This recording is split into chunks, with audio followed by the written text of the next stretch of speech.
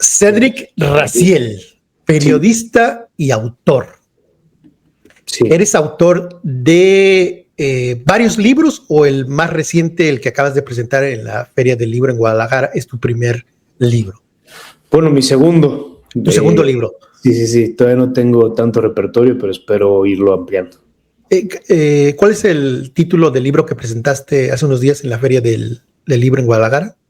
Se llama Licencia para robar y es sobre el desfalco en Segalmex durante el sexenio del expresidente López Obrador. ¿Cómo fue la recepción?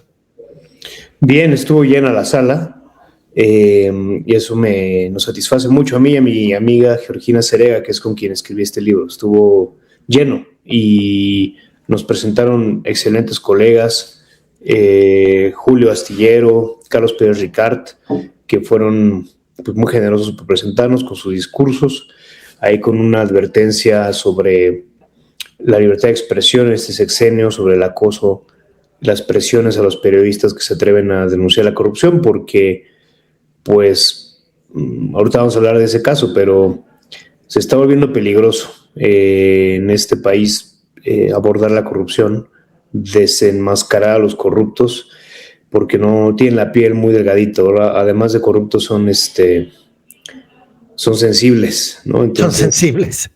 Sí, pues se blindan, ¿no? Lo hemos visto en varios estados, pero también a nivel federal,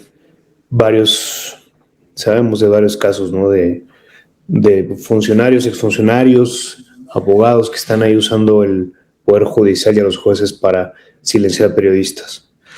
Tú, antes de colaborar con El País, colaborabas con Animal Político. Sí, Animal Político, y antes de eso en Reforma, que es donde comencé. Ahí en Animal Político fue por primera vez que tocaste el tema de Víctor Álvarez Puga e Inés Gómez Montt, revelando la operación. ¿Es la operación Querubines? ¿Es correcto el nombre de esa operación? Sí, así la bautizó la Secretaría de Gobernación, Querubines. No, perdón, la Secretaría de Hacienda es la que armó esa investigación desde la Procuraduría Fiscal de entonces, con Carlos Romero, que fue el primer procurador fiscal de López Obrador, y la apodaron Querubines porque, eso nos enteramos después, porque era un juego ahí que tenían los procuradores por las caras angelicales de Álvarez Puga y de Inés Gómez Montt. Entonces por eso les pusieron Querubines. De una manera muy irónica, porque pues de angelicales no hay mucho, ¿no? En su conducta. No hay mucho. A grandes rasgos, ¿qué es la operación Querubines? ¿De qué se trata este entramado? Bueno, Álvarez Puga y Inés Gómez Montt, la Fiscalía de México los acusa del desvío, enorme desvío, que se registró en la Secretaría de Gobernación en 2016, cuando la dependencia era dirigida por Miguel Ángel Osorio Chong, que luego se convertiría en senador, y pues en el sexenio del expresidente Peña Nieto. Fueron 3,000 millones de pesos que se desviaron y que estaban destinados al mejoramiento de las prisiones, que sabemos que falta mucho en este país, ¿no? Era para instalación de cámaras, me parece. Y pues hubo una simulación ahí del procedimiento de contratación, empresas que pues están constituidas recientemente en domicilios, pues a todas luces, pues fachada, ¿no? Y a pesar de eso, pues se les adjudicaron esos contratos, y lo que hizo la Procuraduría Fiscal entonces fue, pues, rastrear el paso del dinero entre varias de estas empresas, y pues documentan que terminaron parte de ese dinero, se puede presumir, desvío de la SEGOV, pues terminó en las cuentas de Álvarez Puga y de Inés Gómez Montt.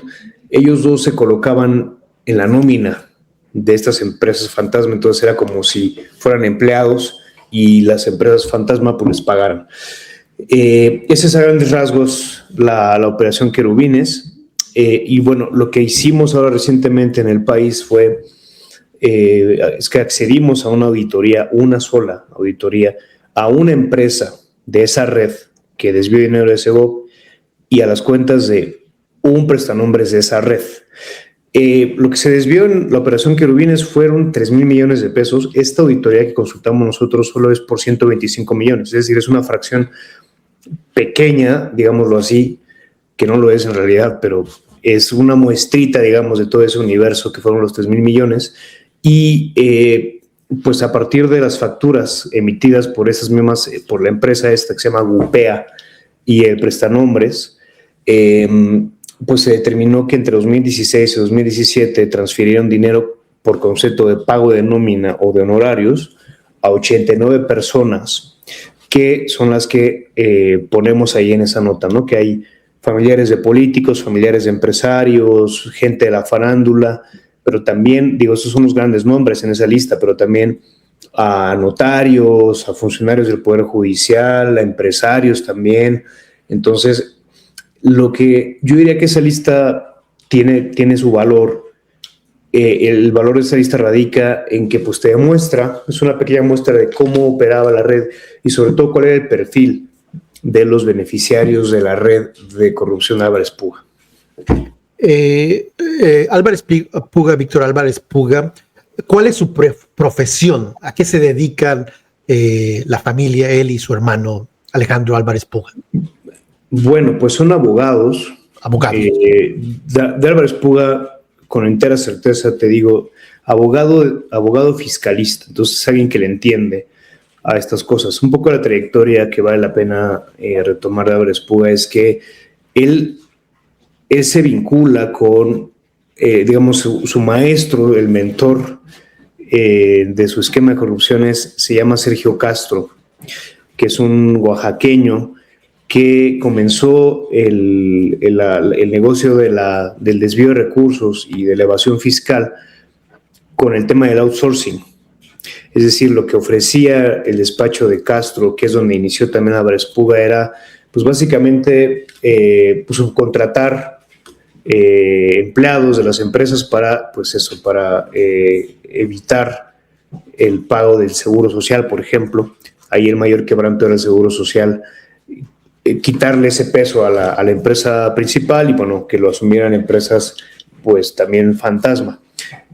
Luego Álvarez Puga lo que hizo fue perfeccionar la operación y creó, o digamos que es uno de los padres de este nuevo esquema de fraude, que es el de las factureras, ¿no? Que es, pues posibilita el desvío de recursos, el lavado de dinero, la evasión fiscal, y pues es un modelo, además son empresas que se crean express, ¿no? Con la ayuda de notarios corruptos, y pues que se utilizan y que además tienen una vida muy, muy corta, ¿no? O sea, se crean para un fin específico y mueren al poco tiempo, entonces también es muy difícil que la autoridad pues vaya, digamos, a la par en que avanza, en que se sofistica este delito con las factureras. Y luego también es muy curioso cómo luego vemos los periodistas que una facturera, digamos, que aparece en un caso de corrupción, luego aparece en otro, ¿no?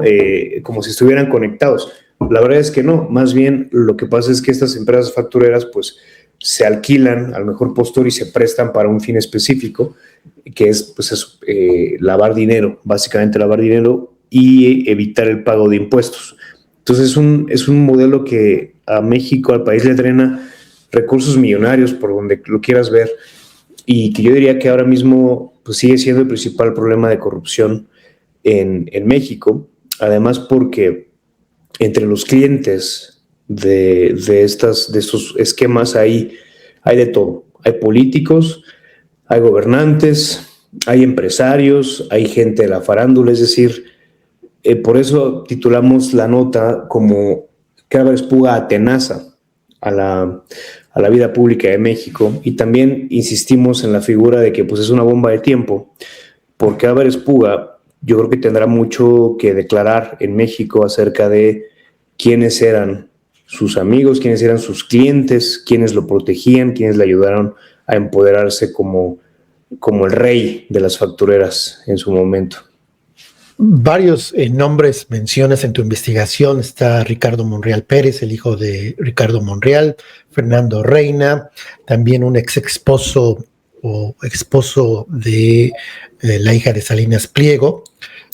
varios empresarios.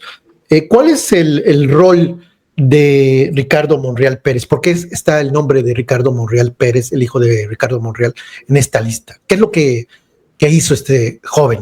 Pues mira, son nombres de gente que cobró como honorarios, como si fueran empleados de una empresa fantasma, una empresa facturera. Es decir, esta empresa ya está declarada como facturera. Entonces, lo que nosotros hicimos fue preguntar a estos implicados para que nos dieran una explicación sobre por qué aparecían en la nómina de una empresa vinculada a un enorme desvío de recursos. Entonces, ¿qué hicieron exactamente? Es una historia que todavía falta por conocerse, ¿no? Es decir, Álvarez Puga mismo se colocó a sí mismo como empleado en la nómina de esa empresa, siendo él la cabeza de toda la operación, ¿no? Inés Gómez Mont también estaba ahí, la mamá de Álvarez Puga estaba ahí, la ex esposa de Álvarez Puga también cobraba.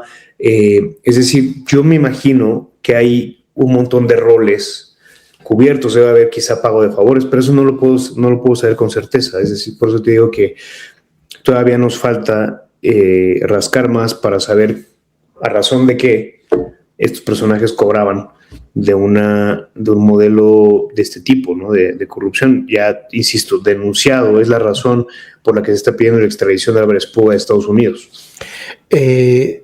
¿Una empresa facturera es una empresa fantasma?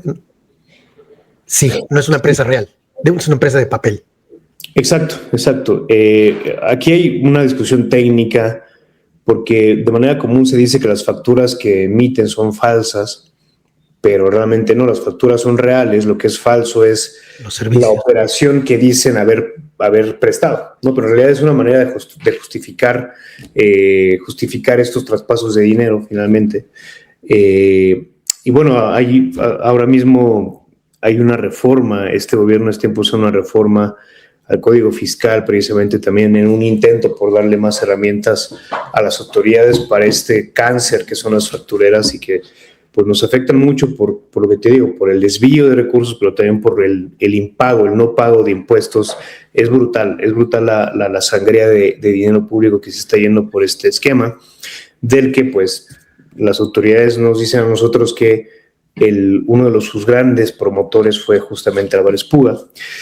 Que bueno, también hay que decirlo, este caso es muy interesante, muy atractivo por los altos vuelos, digamos, ¿no? Y también por con quién está casado Álvarez Puga, que es con una socialité, una actriz conductora, que es Inés Gómez Mont. De hecho, yo recuerdo todavía que cuando dábamos nuestras primeras informaciones sobre este caso, le dábamos prioridad a Inés Gómez Mont. Decíamos Inés Gómez Mont y su esposo, un tal Álvarez Puga, un abogado ahí, pero en realidad siempre fue al revés, ¿no?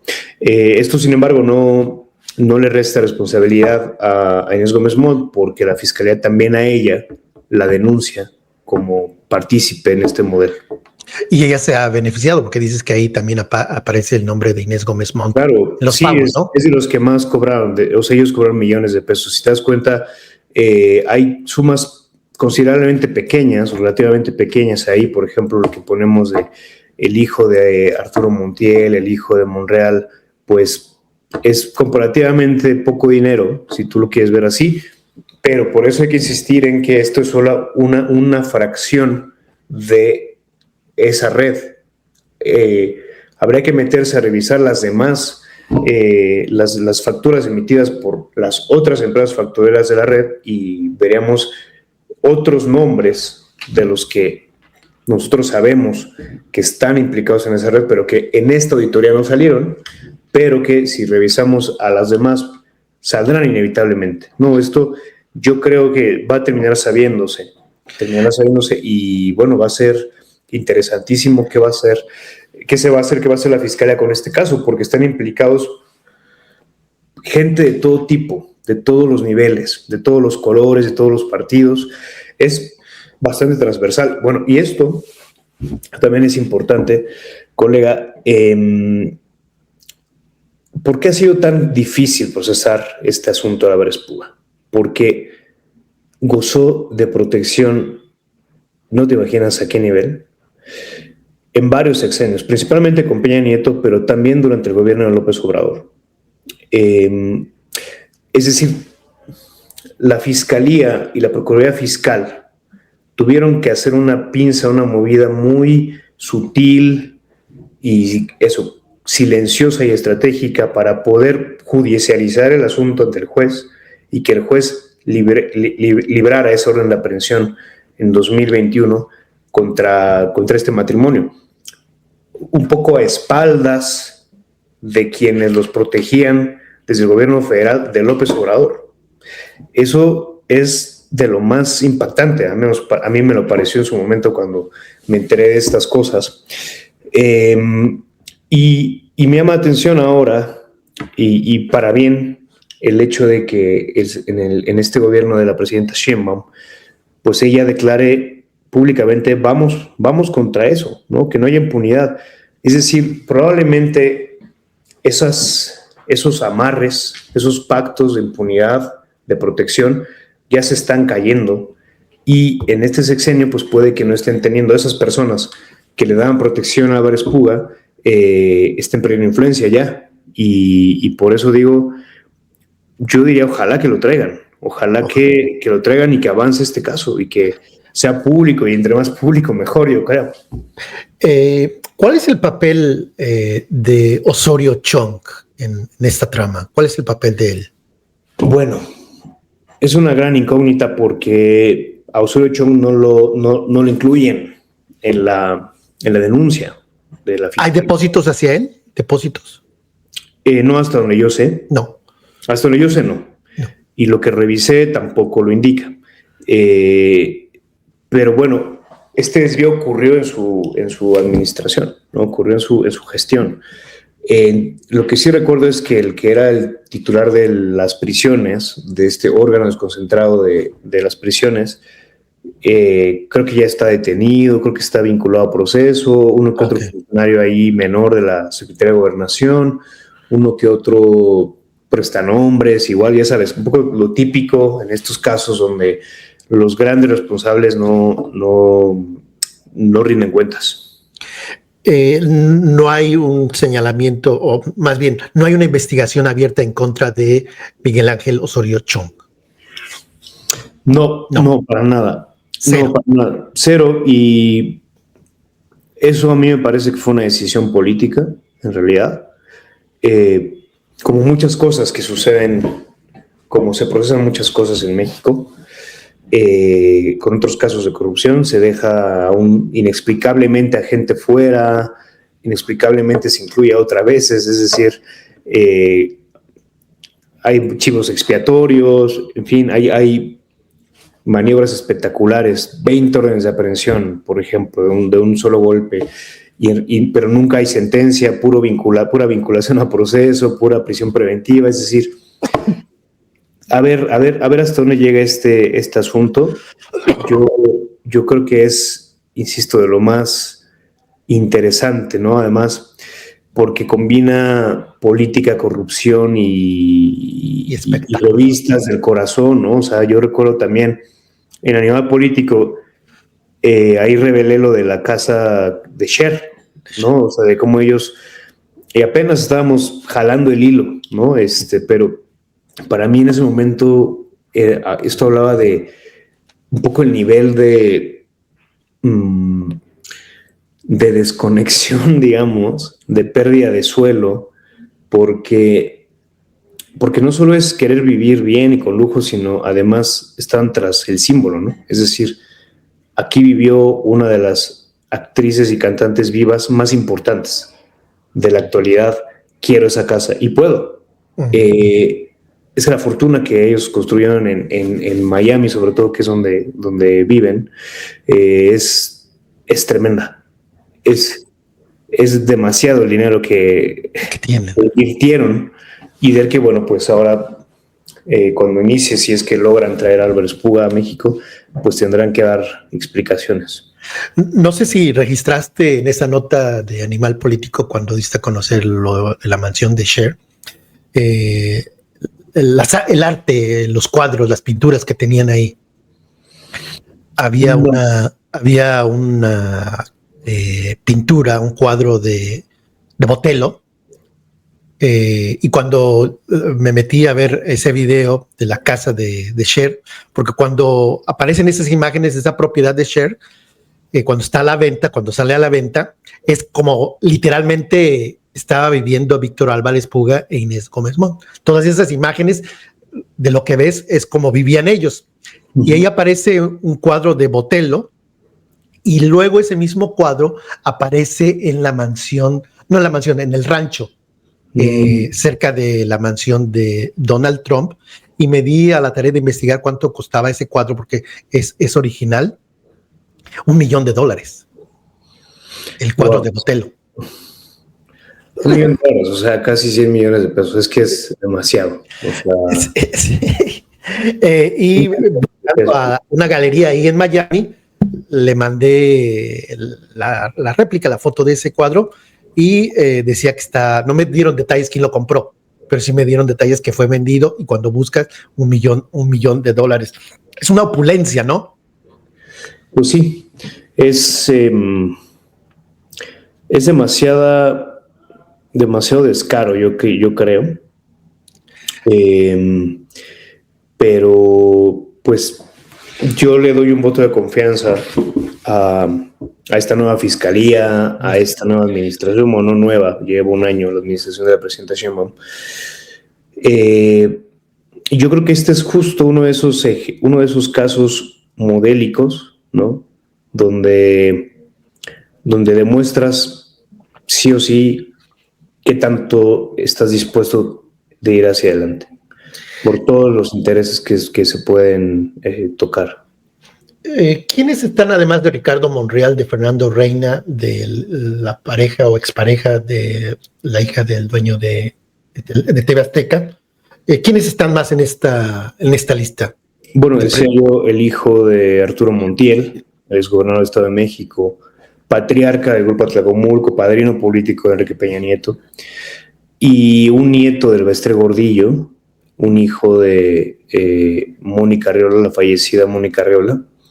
Él, por ejemplo, es el único que nos contestó, ¿no? El único que dijo que el dinero que recibió su mamá era a raíz de una deuda que Álvarez Puga tenía con ella, y que esa fue la manera en la que él decidió pagarle ese dinero, o sea, a través de él, a pagarle al hijo la deuda que él tenía con Mónica Arriola, en un esquema muy extraño, porque pues literalmente es una infraestructura creada con factureras para pagar una deuda, pero bueno, al menos él dio una explicación, ¿sabes? Todos los demás dijeron o que no contestaban o que no se quería meter en ese asunto. Y hay también otros nombres ahí que destacamos. Te hablaba yo de un funcionario del Poder Judicial, un notario de la Ciudad de México, empresarios también. Está por ahí el que era el apoderado legal de la empresa que construyó la Casa Blanca de Peña Nieto. Y te digo, eran pagos en algunos casos en apariencia pequeños, pero insisto, hay que tomar esto como una muestra. Y que si queremos conocer con mayor profundidad la amplitud de este esquema y de sus beneficiarios, pues habría que tener acceso a las auditorías de otras de las empresas. ¿El que aparezcan en esta lista constituye algo ilegal? Pues mira, la Fiscalía acusa directamente de esta lista solamente a Inés Gómez Montt y a Álvarez Puga. Es decir, a los demás no hasta donde yo sé, de suyo no es un delito, ¿no? Porque además del lavado de dinero, una parte importante es saber de dónde viene ese dinero, ¿no? O sea, por eso es si es de procedencia lícita o ilícita el dinero. Como este dinero es producto de un desvío de recursos, por eso van contra los principales beneficiarios. Entonces yo no creo que nadie pueda tener elementos para acusar a alguien pues sí, o sea, no hay que ser también poco serios en este asunto, y no se puede decir de suyo que estas personas cometieron algún delito, ¿no? Sencillamente, pues eso, que están, es decir, hay una empresa claramente fantasma, ya determinada así por el SAT, que es denunciada por la Fiscalía como parte de una red de desvío de recursos y que dispersaron ese dinero a través de estas cuentas, a través de estos depósitos. Entonces, es un tejido fino ahí, colega, donde también se requiere mucho el sentido de la perspicacia del lector para que también saque sus conclusiones, mientras nosotros esperamos a que la Fiscalía y los jueces se pronuncien. Por lo menos es raro en el caso del nieto de el Baster Gordillo que el pago no haya sido directo hacia él, sino a través de una empresa, ¿no? Y a través de una empresa fantasma o facturera, que fue como le pagaron, ¿no? ¿Este nieto es el que fue diputado? No, creo que es... ¿El hermano? Tiene tuvieron otro tipo de rol. No es, insisto, digo, no sé a quién te refieras. Porque el Bester Gordillo tiene dos nietos, uno que fue diputado por Nueva Alianza y no sé si sea el que estás mencionando, pero creo que el de Nueva Alianza tenía un apellido japonés o asiático, sí. Entonces no es el mismo. Exacto. Este no es el mismo, pero también creo que ayudaban en las tareas políticas de la familia, digamos. Pero sí, no es él. Porque también entiendo que la maestra Bester tuvo hijos, además de distintas parejas, o sea, de distintos matrimonios, y entonces creo que ahí hay una bifurcación. Pero no me sé bien yo el árbol genealógico de ellos. Buscaste al hijo de Ricardo Monreal, pero ¿buscaste también a Ricardo Monreal, el senador? El diputado. Fue a él directamente, de hecho, al diputado Monreal a quien le preguntamos. Porque al hijo no respondieron. Bueno, ahí consignamos la respuesta del diputado, que fue algo así como mi hijo no se dedica a actividades políticas o públicas, algo así, que yo entiendo como pues como que no está obligado a rendir cuentas, digamos, ¿no? de sus ingresos, ¿no? Así lo entendí yo, pero para mí también es una no respuesta, eso, ¿no? ¿No te deja satisfecho la respuesta No, y también y de los demás, ¿no? O sea, por ejemplo, Galilea Montijo, a través de una agente, contesta, no me quiero meter en eso, ¿no? Pero en ese caso, porque cuando fueron los depósitos, ella estaba casada con Fernando Reina, que por lo que luego leí en otras notas tuvieron hijos, y además porque cuando estalló todo el asunto de Gómez Montt, Galilea Montijo salió en un video básicamente a desconocer su relación de amistad con Inés Gómez Montt y también a negar cualquier relación entre ella y su entonces esposo y la pareja, bueno, y el matrimonio de Gómez Montt Puga. Pero bueno, si tú revisas las redes sociales de Inés Gómez Montt, hay un montón de fotos que eran muy, muy amigos, o sea, eran dos parejas muy, muy unidas, ¿no? Unidas, además, como lo evidencian estas listas, pues a través de estos negocios. Y en el caso de Arturo Montiel, nunca contestó, y de Ninfa Salinas, buscamos a alguien de Grupo Salinas, un vocero, y consultó, y luego vino y dijo que no va a haber comentarios. Entonces, pero bueno, el que era su pareja, Ripstein, también es padre de sus hijos, y al momento de los depósitos era su esposo. Y es uno de los que más cobraron, ¿no? 11 millones de pesos de esta sola empresa. Recuerdo una foto de Inés Gómez Montt. No sabía eso que me estás platicando, que se quiso deslindar Galilea Montijo. Hay una foto de ellos en Nueva York, Galilea Montijo, su pareja, Inés Gómez Montt, Víctor Álvarez Puga, Olamendi y su pareja en Nueva York. ¿Cuál es el estatus legal o dónde está Víctor Álvarez Puga? ¿Qué pasa con Víctor Álvarez Puga en este momento?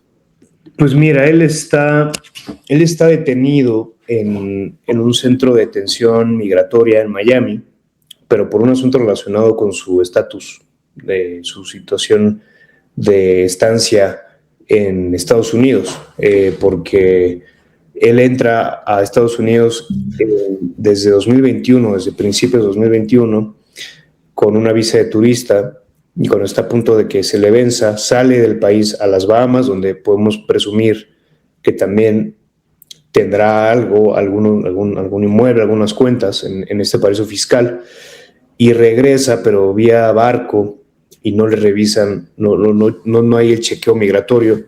Entonces, pues desde entonces está en situación pues eso, irregular, y lo que él hace es solicitar una audiencia antes de que se determine si se le deporta, porque él dice que en México es un perseguido político. Él dice que en México se le persigue por sus ideas conservadoras y por pertenecer a una clase social que no dice cuál, pero se entiende, ¿no? Morena, el pueblo y clase social alta, me imagino, fifí quizá.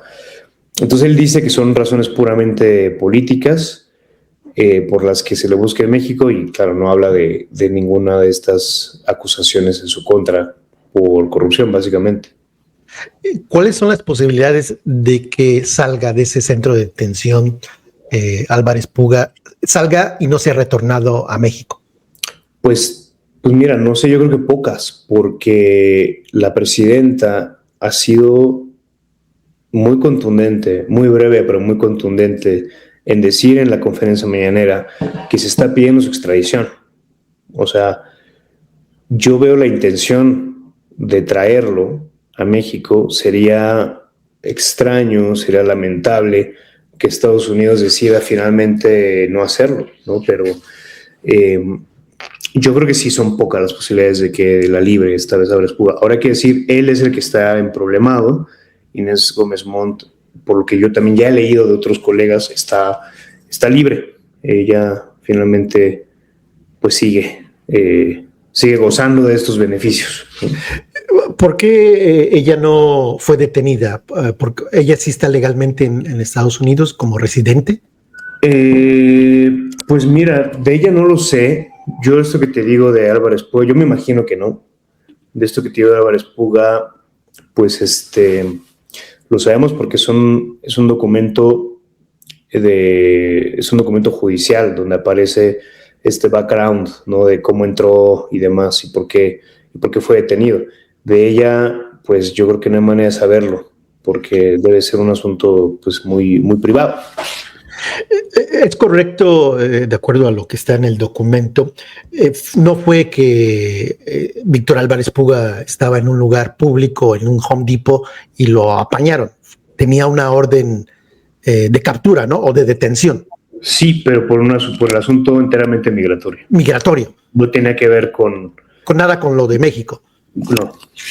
Pero a diferencia de lo que ha hecho ICE con paisanos, no es que lo hayan aprendido en la calle por ser ilegal. En este caso, sí fueron directamente a su domicilio.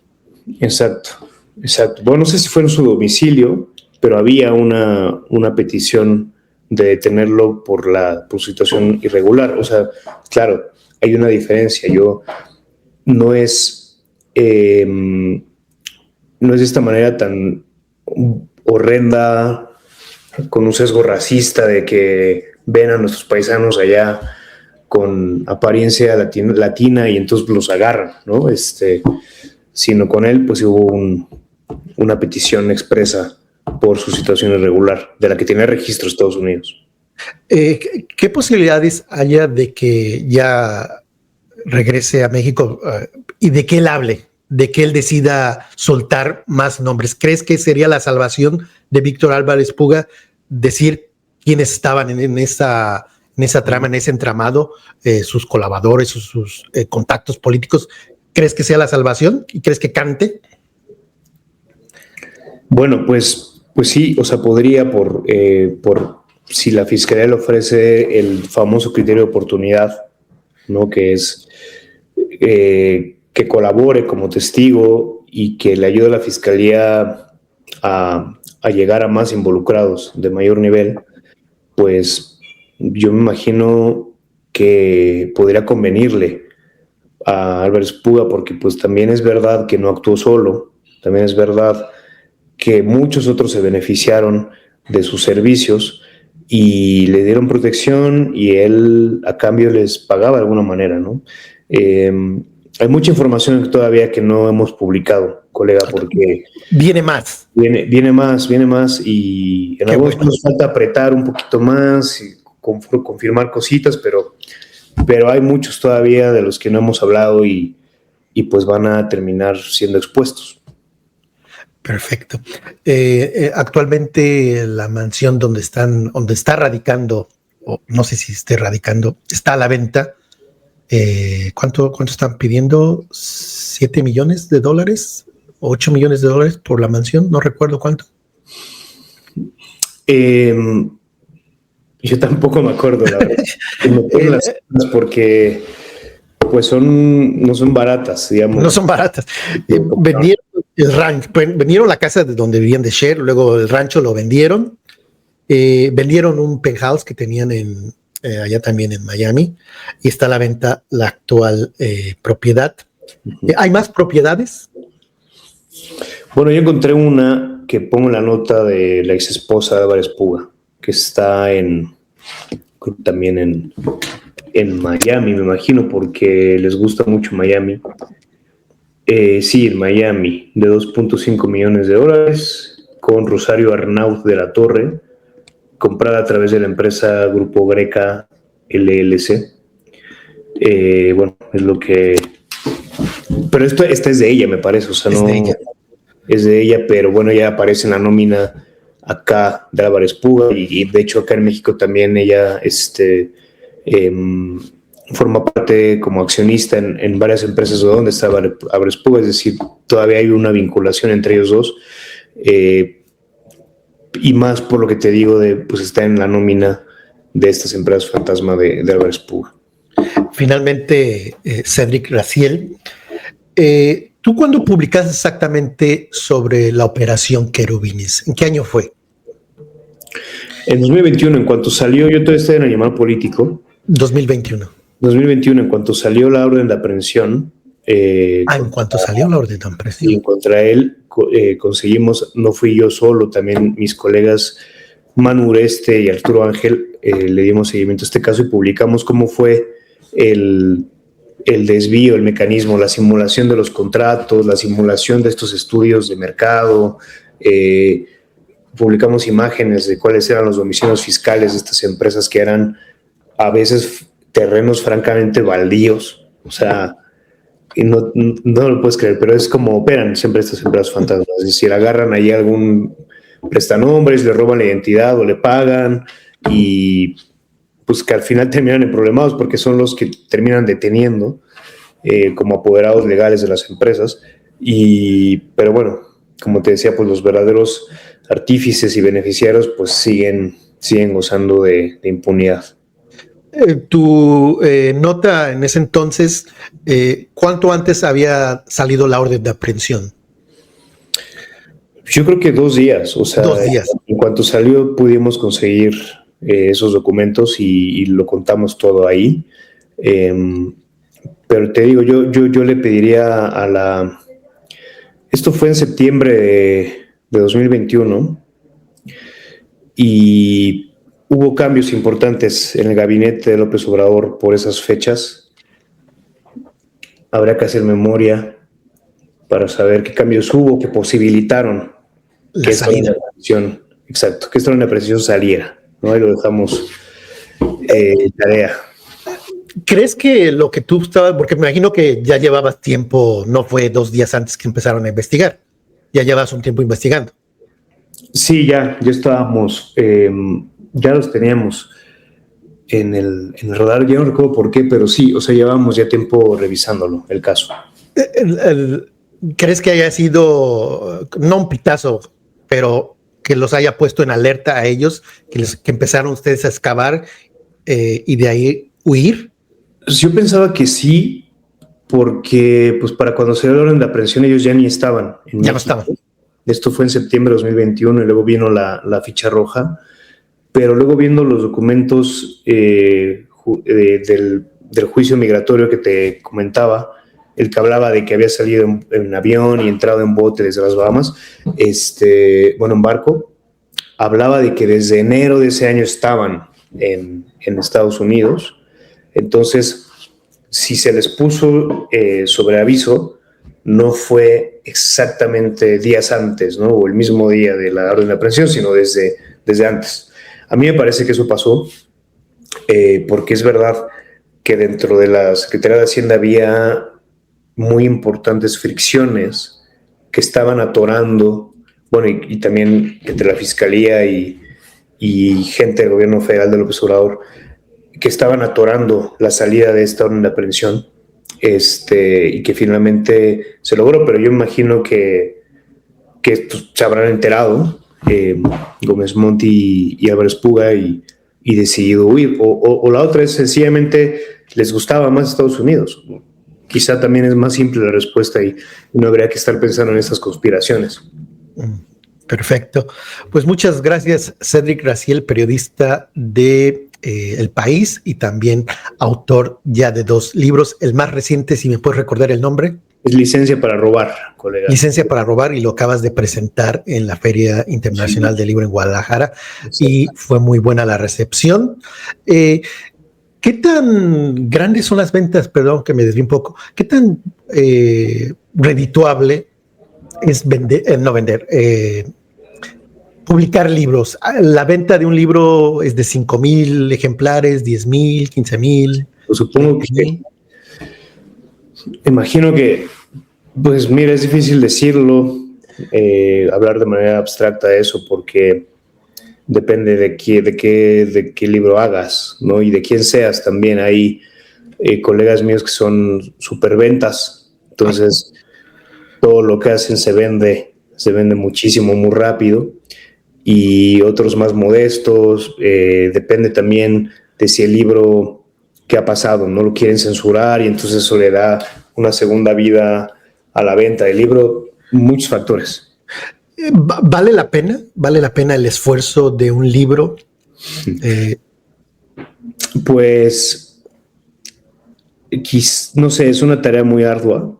En términos monetarios no lo diría. Yo creo que quien escribe libros no lo hace por el dinero, porque no se paga tanto.